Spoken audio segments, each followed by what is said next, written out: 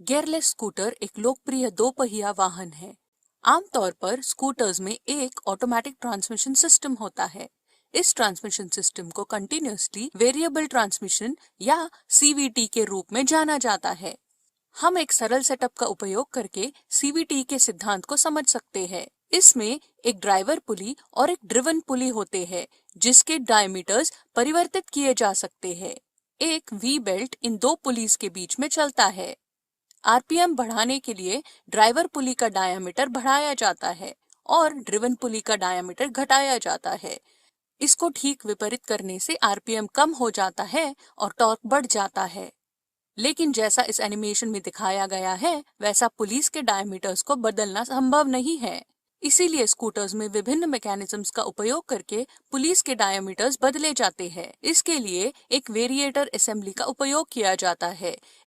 इसमें दो conical plates मिलके एक पुली बनता है। इन दो प्लेट्स में से एक इनपुट शाफ्ट में फिक्स्ड होता है और दूसरा अपनी एक्सिस पर स्लाइड कर सकता है। इन प्लेट्स के बीच एक वी बेल्ट चलती है। पीछे की तरफ भी दो कोनिकल प्लेट्स होते हैं, जिसके बीच बेल्ट चलती है। इनमें से एक प्लेट आउटपुट शाफ्ट के साथ फिक्स्ड होता है और दूसरा प्लेट स्लाइड कर सकता है।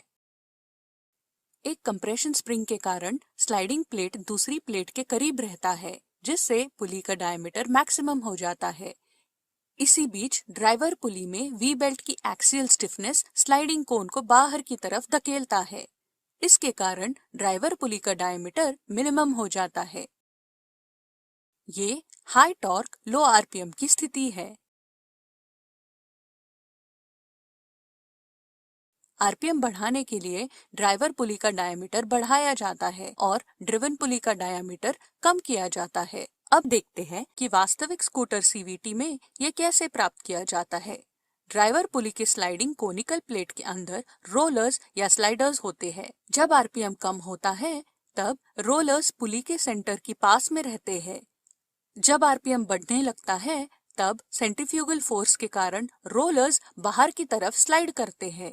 वेरिएटर के पीछे की तरफ रैंप प्लेट होता है, जो इनपुट शाफ्ट में फिक्स्ड होता है। रोलर्स जब बाहर की तरफ स्लाइड करते हैं, तो कोनिकल प्लेट को धक्का देते हैं, जिससे ये प्लेट दूसरी प्लेट की करीब जाता है। कोनिकल प्लेट्स करीब आने के कारण पुली की डायमीटर बढ़ने लगती है।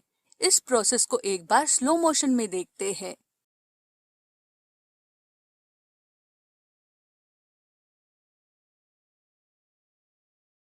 यह हाई आरपीएम लो टॉर्क की स्थिति है।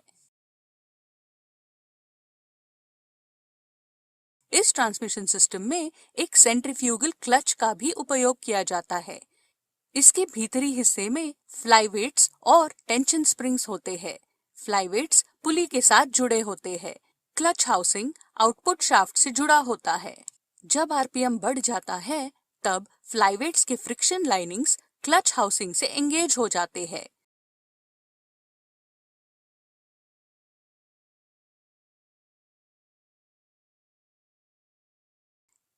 क्लच हाउसिंग गियर ट्रेन के माध्यम से स्कूटर के पहिए को घुमाता है।